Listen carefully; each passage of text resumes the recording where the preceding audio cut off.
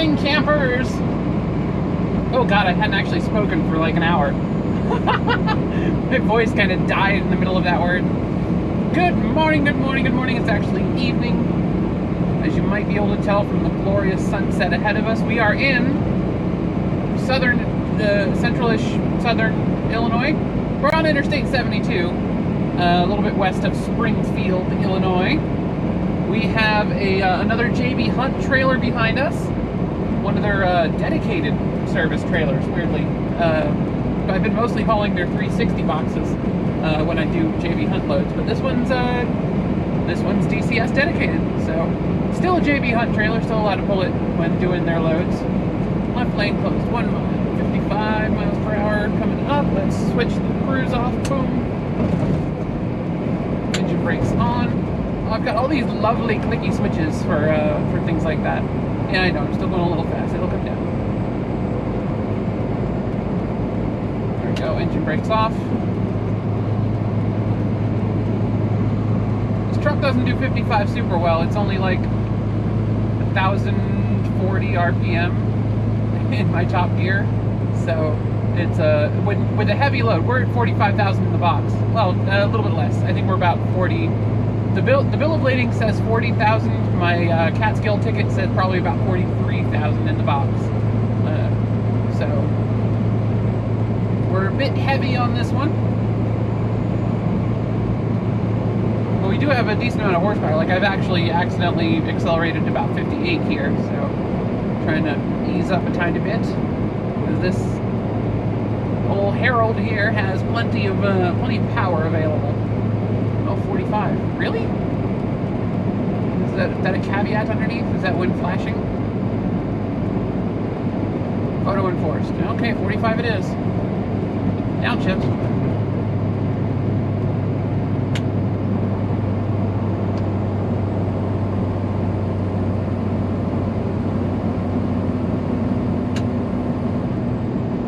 Engine brakes off. Back in our direct drive gear. Nice gear in this truck. It is a manual transmission, Eaton Advantage, 10-speed. Lovely, lovely transmission, one we are very familiar with. Why is the speed limit just going to go back up to 55 now?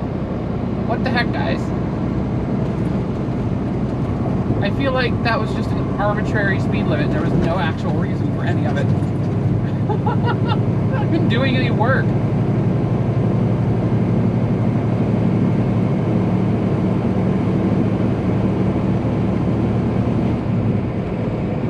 Gear again. I like the way Indiana does their work zones, where they've got signs that are they turn them off when the work zone's not active. And cruise control back on. I love all the clicky switches in this truck. That's like probably my favorite thing about Kenworths. Everything is on a nice clicky switch. Engine brakes, cruise control, headlights. Normally the cruise control's on the steering wheel, but I have a dumb steering wheel, not a smart wheel. So I've got cruise control switches, which I kind of love. More switches is what I'm saying. More switches. So we're currently loaded, like I said, according to the Catskill ticket, about 43,000 pounds in the box. It's all pet food. Going to an IAMS facility in Nebraska. And yeah, just this truck is just really, really cruising nicely along right here. We're sitting at about 1150 RPM.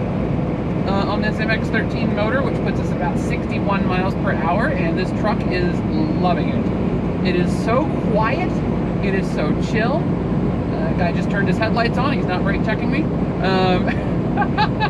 Had a moment where I thought, and then, but they're on that brand of trailer, the brake lights are the two inside ones that light up brighter. So you can tell when they're just turning their headlights on.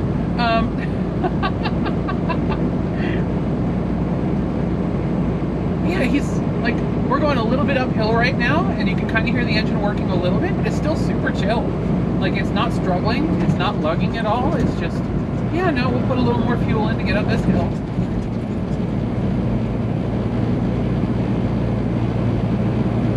A little bit of vibration, nothing major, because we've got a lot more fuel going in right now. For a serious hill, I'll have to downshift to ninth gear, but nothing that wasn't serious enough for that. Then you'll hear the throttle back off a little bit. There we go. Bit bumpy. Bit bumpy. We slid the fifth wheel forward on this load as well, so I could get closer to 12,000 on my steering axle. That way we can have less of a gap between the trailer and the truck, because that improves your fuel economy, because reasons. Aerodynamics. Anyway, we're sitting at about 8.6 miles per gallon on this trip so far. Probably going to be averaging about 8.5, I'd expect, for this loaded leg of the journey. We're not due in Nebraska until tomorrow. It's an open appointment anytime tomorrow before midnight.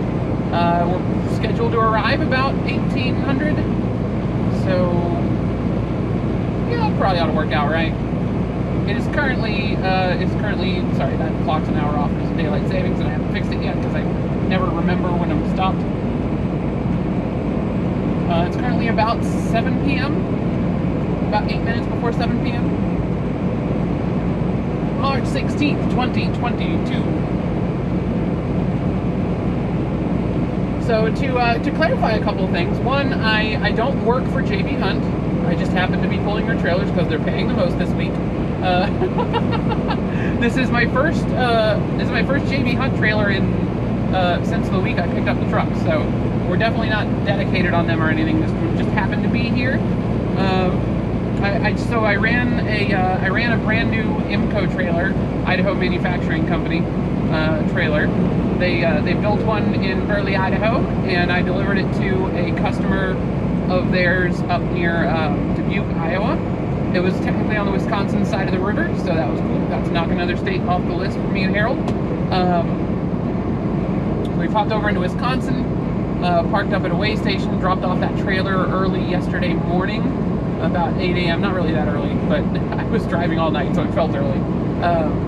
Dropped off that trailer about 8 o'clock in the morning. My hours of service were just completely shot. When I woke up that morning, I only had 51 minutes on my clock because of the way I had to run to get there. Because we had a bunch of... I got caught in a windstorm in Wyoming with an empty trailer, which is never a good situation. So I experienced about 48 hours worth of delays. Most of that was from highway closures. We had a solid 24-hour delay for highway closures in Rock Springs. I was sitting at Cruel Jack's for the whole time, which is apparently not... Oh, there we go. Now we're lugging the engine. Let's get that cruise off. That's lovely, loves. There we go. We can snap the cruise back on now. There we go. Oh, sorry, we were at Cruel Jack's, which is no longer Cruel Jack's. Now it's like a fast stop or something, but it still has the Cruel Jack's sign. It's still Cruel Jack's truck stop. Everyone that works there still calls it Cruel Jack's. They just don't wear the shirts anymore. And the A&W burned down. It's okay. They're building a Godfather's Pizza in the same spot. It's not open yet, though. So currently it's just some grab-and-go food. So surprisingly decent little breakfast sandwich they got at that truck stop. So I spent about 24 hours there. They've done some really nice renovations since last time I was at Cruel Jack's. Last time I was at Cruel Jack's, it was still a Sinclair. So that might tell you, if you're familiar at all with that truck stop, it'll tell you how long ago that was. So yeah, we hung out there for about a day. Then they opened the highway. They opened the highway between Rock Springs and Rawlins for all vehicles, but it was still closed between Rawlins and Laramie for light high profile, which includes basically any empty trailer is light high profile and should not drive in that closure. But cars can go through in that situation without much difficulty.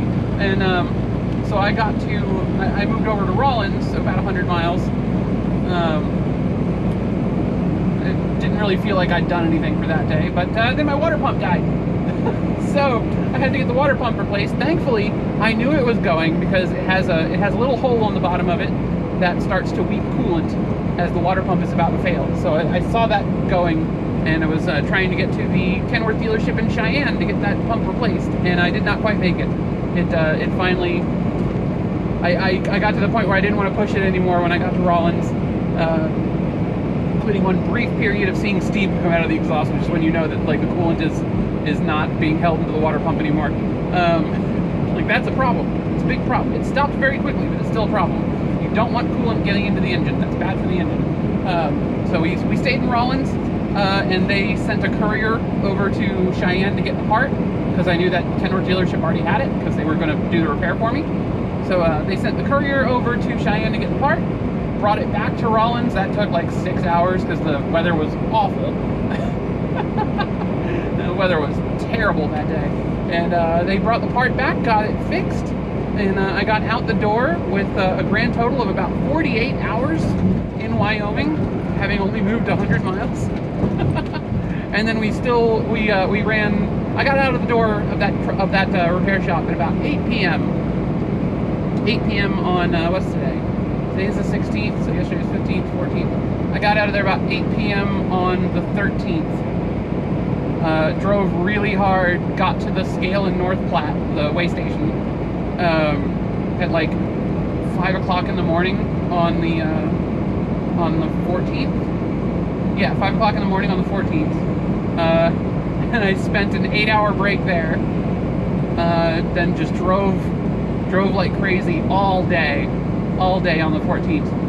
Did a 2-hour break right in the middle, got a shower to bring my hours around, and then I got stopped at the rest area. No, not the rest area. I tried to go to the rest area. The rest area was full. I stopped at the weigh station on, I think it's US 61 in southwest Wisconsin, just across the river from Dubuque, Iowa. There's a weigh station right across the border, and I pulled in there and spent the night there.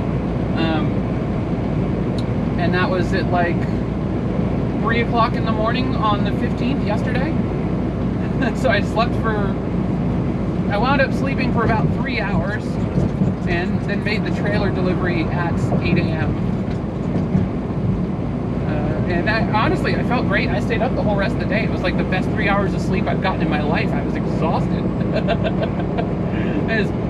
I snapped awake when the alarm went off. I did the delivery, and then I just kind of hung out in the sleeper all day. But once we did the delivery, I moved back over into Dubuque. There's a little bitty truck stop near the Q Casino. There's I don't know what brand the truck stop is, but it's probably got 8 or 9 truck spots and room for a bobtail to tuck in next to them. And since I'm doing power only at the moment because I don't have my own trailer yet, I was just bobtail, so I was able to just tuck in. Their spots are angled, so the farthest angled spot to one end has kind of like a little gap next to it where you can back in a shorter truck or a bobtail, as the case may be. So I just parked next to them. There's a nice little Wendy's there. There's Dairy Queen across the street. There's a Frizzoli's across the street, and there's a pizza joint in the gas station that I didn't try. Gas station pizza, and I don't always agree. I'll take Pilot Flying J. That's good pizza, but random gas stations, not so much. I've had some bad experiences with like little Pizza Hut Express situations or Godfather Express sort of deals in random gas stations. So, Pilot Flying J, good pizza. Other gas stations, don't do it. Mama Leone's, which is I think Subway's pizza brand, is present in a couple of truck stops, and I don't think their pizza's very good, but they do have really good boneless wings. So, truck stop pizza, take it or leave it. Bit of a risk, but the Wendy's was right there, so I just walked to the Wendy's and had a really, really lovely breakfast that only cost like $4 because I had a half-off coupon and enough reward points for a free sandwich. So that was lovely. I do so enjoy it when I get an entire meal for less than the cost of like 2 bottles of soda at a truck stop.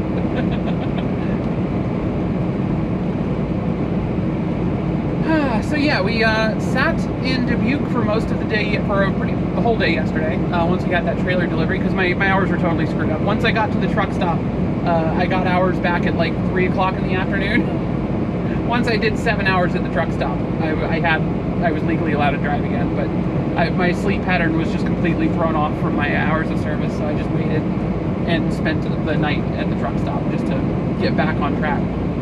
8 o'clock this morning, got up, nice and chilly. Got up this morning. So last night I found a JB Hunt load posted on, I drive for, so Yeah, sorry, rewind. I do not drive for JB Hunt. I currently drive, so I own this truck. I financed it. I've got a commercial credit agency that's financed it for me. So they've got a lien on it, of course, but it's my truck. The title's in my name. And I have this truck leased on to a company called Cloud Trucks, which is, they call themselves a virtual carrier. They have their own DOT numbers. They don't have any terminals or any... They've got offices in San Francisco, that's about it. They've got offices in Dallas. But they just have offices. They don't have like a proper terminal. They don't have their own shops. They don't have their own garages, nothing. All of their trucks are owner ops that are just leased on. So they call themselves a virtual carrier. Kind of neat.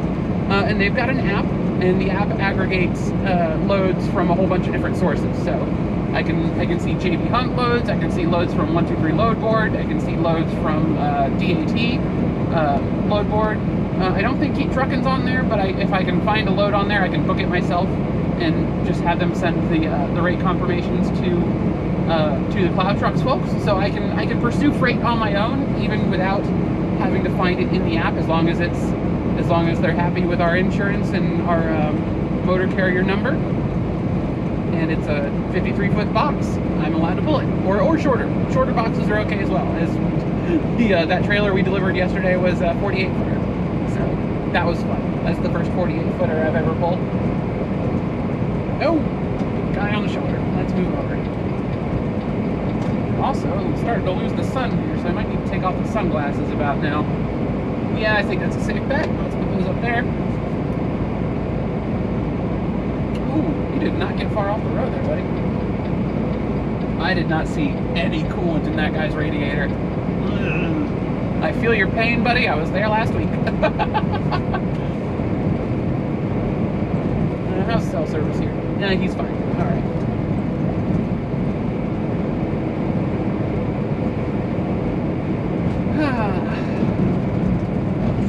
So yeah, I'm leased onto them. They're a virtual carrier. I pull loads using their DOT numbers. So it's a pretty interesting situation.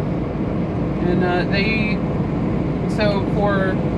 take a 15% cut. It's a 10% cut and then 5% for insurance.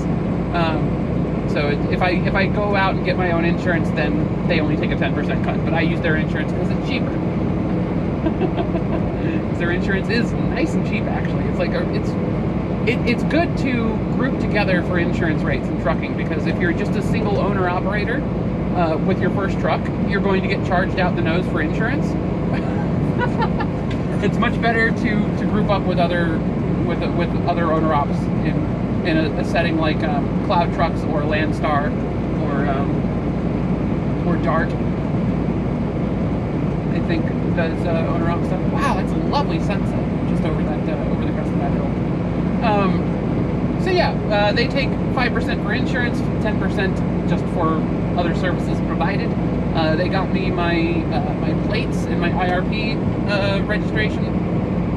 They're handling IFTA for me, and they've got me a lovely discount on fuel at a couple of places. Currently, it used to be Love's that they got discounts on, and that switched right before I started. They switched to getting discounts from Pilot Flying J and from Road Ranger. So they got a pretty good discount with Road Ranger. It's 20 cents per gallon rebate on the credit price, and then with Pilot, it's 15 cents per gallon rebate on the credit price. Though with Pilot, I have the Pilot Flying J fuel card as well. Just I got that on my own, not through Cloud Trucks, and that gives me a 12 cents per gallon discount off the cash price, which the cash price is 5 cents per gallon lower than the credit price. So I get a straight discount and it's not cash back. So it works out a little bit better. Hello.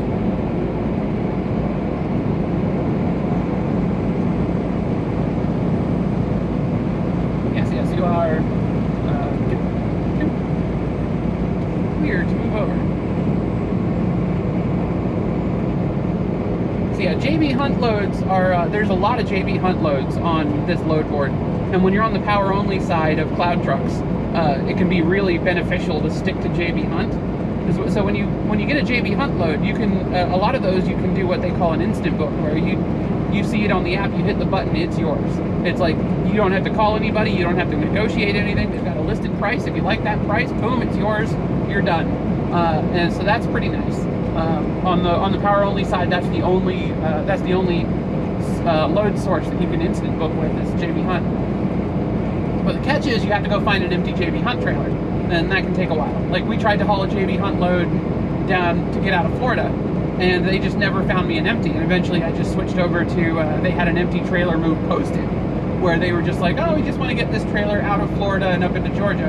It was going almost the exact same route that I needed to go. So it would have been in JB Hunt's interest. They could have easily just told me, hey, go get this trailer, take it and do the load, and then take the empty trailer from that and drop it off at this other place.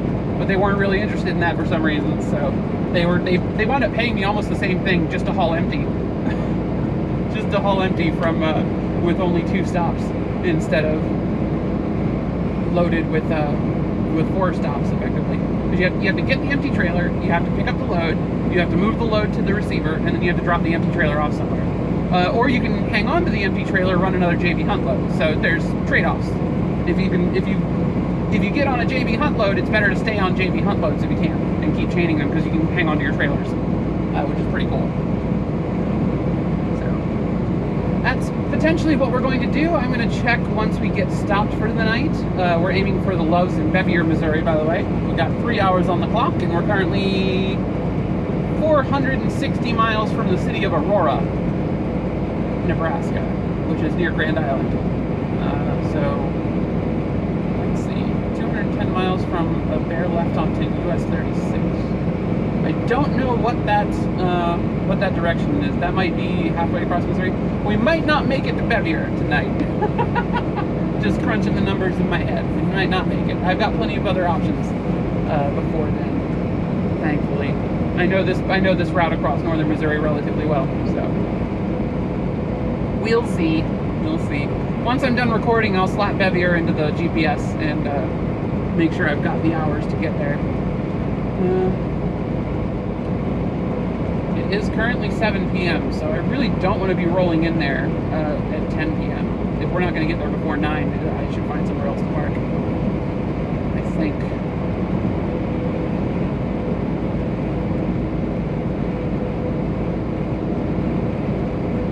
But yeah, so this is working out pretty well for me. This particular load is only a 600-mile load, and it pays $2,400, which is $4 a mile if you haven't done the math. The trade-off was I had to do a 230-mile deadhead to get to it, but that wasn't really so bad. Even factoring the deadhead, it still pays over $3 per mile. Pretty darn fantastic, if I do say so myself.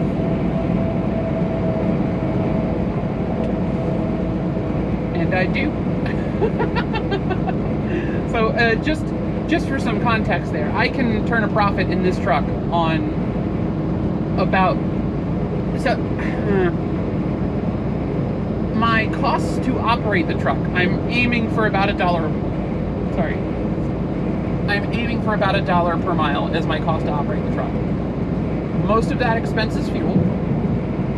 That's about, because fuel prices have gone up a ton. I think my last fill up was right around $5 a gallon. So yeah, I'm aiming for $1 per mile as the as my fixed costs to run the business. So I want to pay myself about 70 to 75 cents per mile, ideally. So anything above about $1.70 to $1.80 per mile, I am making enough to live comfortably on.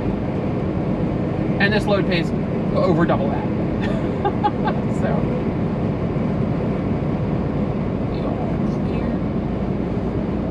So the thing I'm having difficulty getting used to on this truck, the light controls are a little bit different. I don't have the steering wheel buttons. So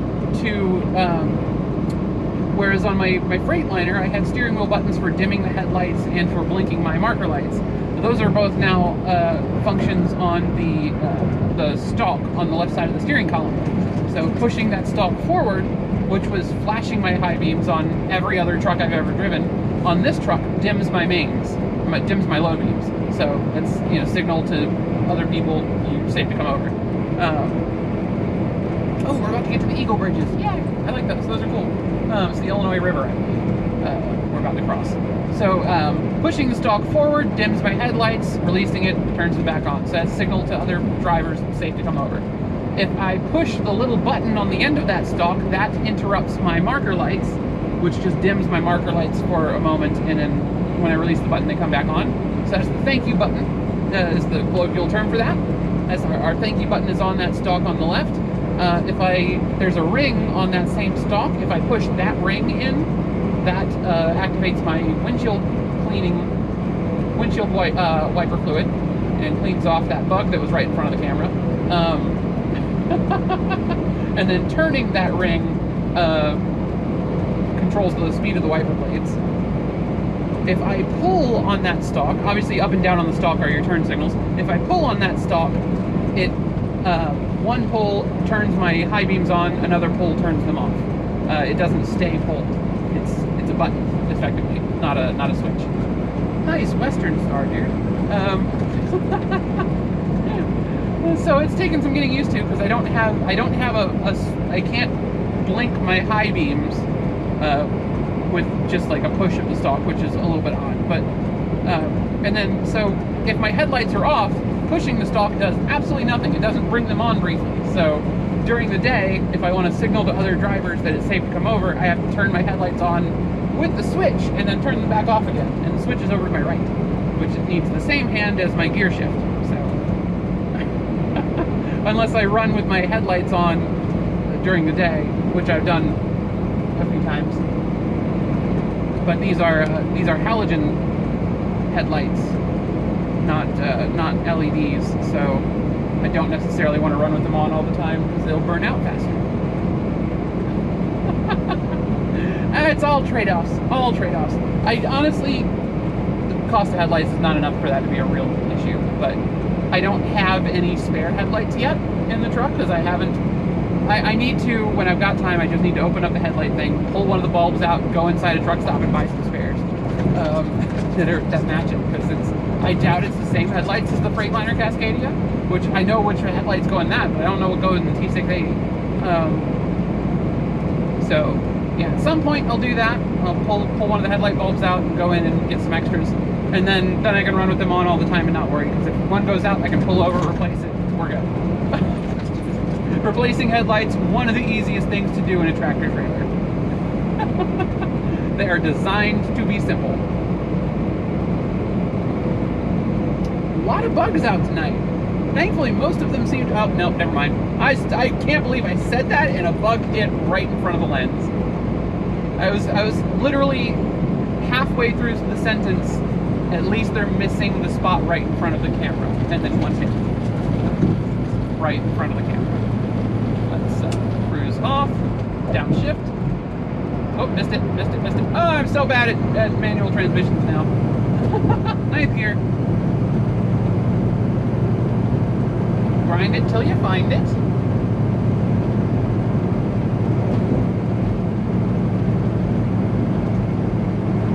Lovely river.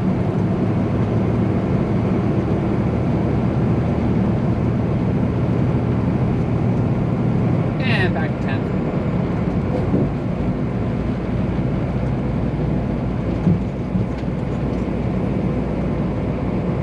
Still going a bit uphill, so I don't want to turn the cruise on just yet, because the cruise will slow us down and we'll start potentially lugging the engine a little bit.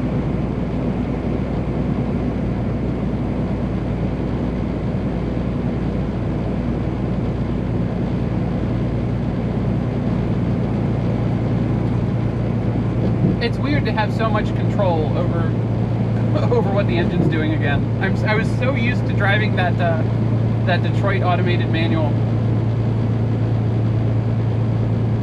Come on, don't make me downshift again. You can do this. 1100 RPM. We're not at full throttle, so we're not lugging. It's not stressed. It's just a little bit low. Trust me, you can tell when this truck starts to lug, it gets upset. He doesn't like it. Oh, just a little bit further, come on. 55. You are clear right, other Kenworth. There we go, there's the crest of the hill. All right, that will do nicely. Get our speed back up. And we can snap our cruise control back on. There we go. And everything is quiet again. Oh, I love this truck. Oh, I really love this truck. It's so... It is such a cool feeling. Every time I walk out of a truck stop or a customer and I look at this truck and I go, that truck's mine. I'm not renting it from anybody. It's not gonna get taken away from me tomorrow because somebody sells your fleet to a furniture store. It's my truck. It is just my truck, and I love that. If things don't work out with plow trucks, I can go to Landstar, I can go somewhere else. I've got options, and the truck goes with me. It is so nice to finally be at this point. Like, this is a way older truck than I intended to start with. We certainly got thrown in on the deep end there.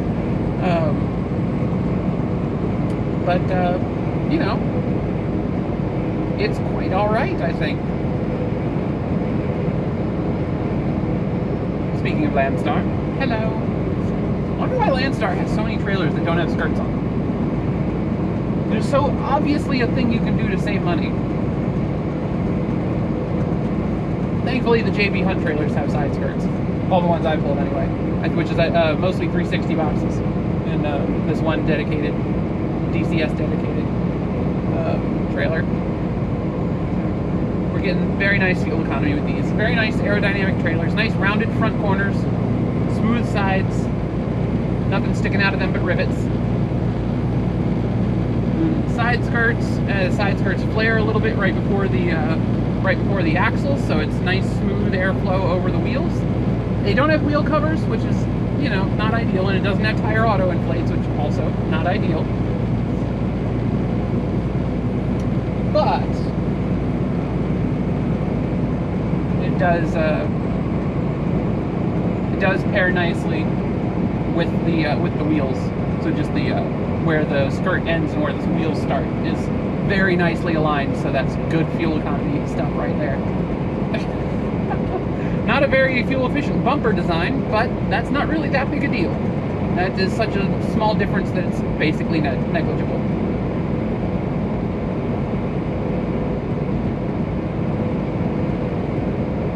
Some slightly more modern trailers, when they're trying really hard to just eke out every tiny percentage point of improved fuel efficiency on them, that you'll notice the DOT bumpers on them will have, one, the end will be capped. There will be no open, there won't be a hole there for air to get into. It'll have a solid end to it, and then it'll also be kind of wedge shaped at the front, so it gets through the wind a little bit better, instead of just being a square bumper. I'm talking about the bumper that hangs down from the rear of the trailer on 53 footers, the underride guard, to keep people from ending up under the tires when they run into the back of your trailer.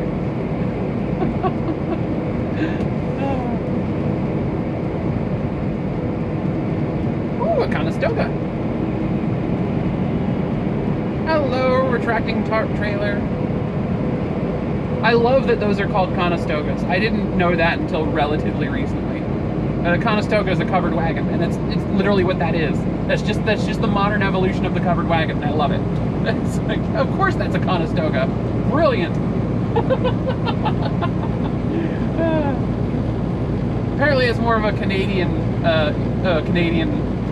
term for those trailers, but I love it and I use it myself. Because I think Conestoga is a great name for those.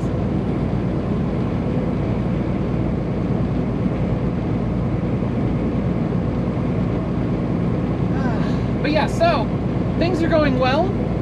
The truck's doing well. We had the one repair, the one decent size repair. That was the $1,700 expense right there. You know, about a third of that was for the part, another third of that was for labor, and the other third was for the courier to go get it and bring it back. And then, you know, a couple gallons of coolant to refill the radiator afterwards.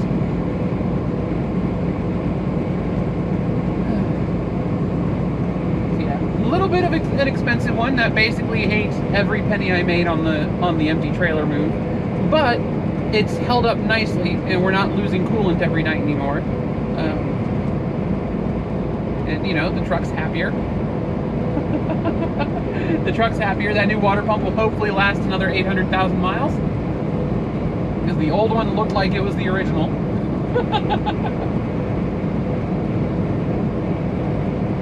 And there'll be one less thing we have to replace down the road. Hopefully.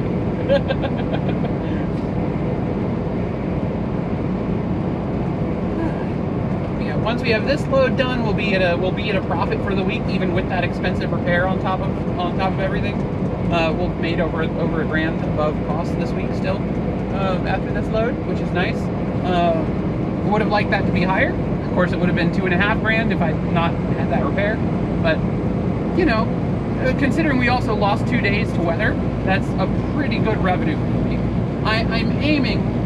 My goal for every week is to gross at least $5,000. If I gross $5,000 and keep my costs below $1 per mile, then I'm basically pocketing. I should be pocketing about $2,000, which is my goal.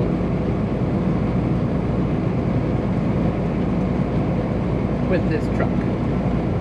And so obviously, if we can hit that goal by running fewer miles, then that's more money in my pocket. If we hit that goal running a lot of miles, that's potentially more repairs down the road, because we're putting more wear and tear on the truck. Let's turn the cruise off. That was, you heard that vibration there? That was a little bit of lugging happening. We're easing off on the throttle as we climb this hill. Little hill, not a big hill. Tiny hill. Hill friend. Don't even need to downshift with this, so you just need to get back off the throttle so it doesn't lug.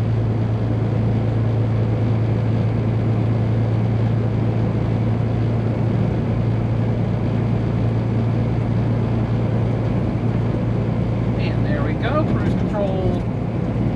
Almost. Cruise control's back on. Alright. Release the throttle and we're good. There's so much more managing that has to happen. In the Freightliner, that all would have just done it on its own. It would have started backing off on the throttle, would have downshifted if it needed to. I kind of miss the Freightliner, not gonna lie. I should specify, I miss Apophis. Apophis was a good Freightliner. Rocco was alright. Rocco was good. Not alright. Smeagol was just alright. Smeagol is the truck you guys didn't get to see because that happened during the 2 weeks of hell. That was the end of my career at Ashley Pacific Northwest. Just 2 weeks of terrible luck, and Smeagol was not great. He was not getting good fuel economy. He was not producing enough power from the engine. I don't know what was wrong with him, but I didn't want to have to deal with it, so that was my walk out the door moment. That was not a thing that I wanted to deal with on top of all the rest of the bad luck I was having there. Getting that brand new truck, figure out what's wrong with it.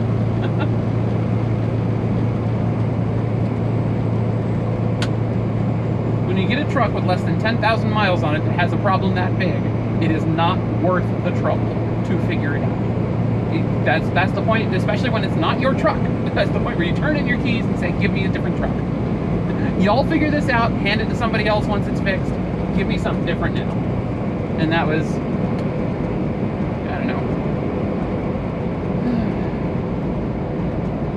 But sorry, I got negative there again. We're good. Everything worked out fine. Had basically a month off work while I just hunted for trucks. Bought Harold here, mid-February, end of February. Mid to late February. Got old Harold, and yeah, we're on the road. We're just cruising. It's great. It's great. We're making money. making more money than we were at Wilson because my costs are lower and the revenue is higher. So far. I'm sure this bubble will burst eventually, and then the spot market's not where we're going to want to be. But if and when that happens, that's when we can lease onto a company that has just like a flat rate per mile that they pay owner-ops. It's a future problem. Future problem. Currently, we're running the spot market, and it's working out great. We have plans. We have contingencies. Woo! A bit of a bounce there. We have plans, we have contingencies, and we have a truck. And that's what matters. We have a good truck that gets great fuel economy. Great fuel economy, it's got a great little engine in it.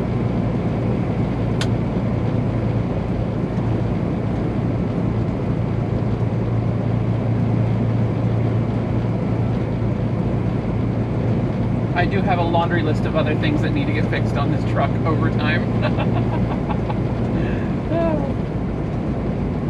But it is stuff that won't be that bad. Like it's easier to get this truck into the state that I want it in than to have kept hunting for the perfect truck. And we get to make money while we get this thing sorted out, which is, of course, exactly where you want to be. Like, I mean, there's so many little aerodynamic improvements that I want to make to this truck. It's already getting 8.5 miles to the gallon. Like, I could leave it how it is, and we would be fine going forward. But I kind of want to see how much I can push this truck to. I'm really curious. But anyway, I think I've talked long enough on this. The sun has gone down. The sky is getting darker and darker. Thank you all so much for watching. My name is Ellie O'Dare. You can find me on the internet at Ellie O'Dare, Xbox Live, Steam, Twitter, Nintendo Switch. That's the other one that I usually say there. Nintendo Switch. And of course, you can come say hi in the comments below the videos. I do read every comment, especially when I'm out on the road, which you can tell when I'm out on the road because there's a lot of videos getting uploaded. So if you comment on a video when there hasn't been an upload in a while, I'm probably working, and I'm more likely to see it because it'll pop up on my phone, and I'll check it whenever the truck stops. So, yeah. It's a great way to get stuff in front of my eyeballs. Leave comments below the videos. I do read them all. I'm a tiny channel. Despite having been around on YouTube for a very long time now. I think I started my YouTube channel, my first YouTube channel, 2007? Yeah, early 2007. I started my first YouTube channel. That channel never really went anywhere. That was a personal channel. It had one hit, one real popular video, and then I created the me branded YouTube channel a bit before I started trucking. I know, earlier than that. I had this channel because I tried to do streaming stuff when I left my job in 2012. So yeah, I've had this channel for over 10 years now. Because I had this during, I had this channel when I worked at Hardee's. Way back when I used to do fast food. Wow. Alright, I've been on YouTube for a while and I've got not nearly enough subscriptions. That's okay, because I don't do this for money, I do this for fun. Thank you all so much for watching, and have a great day. Bye! Beep, beep, beep, beep, beep, beep.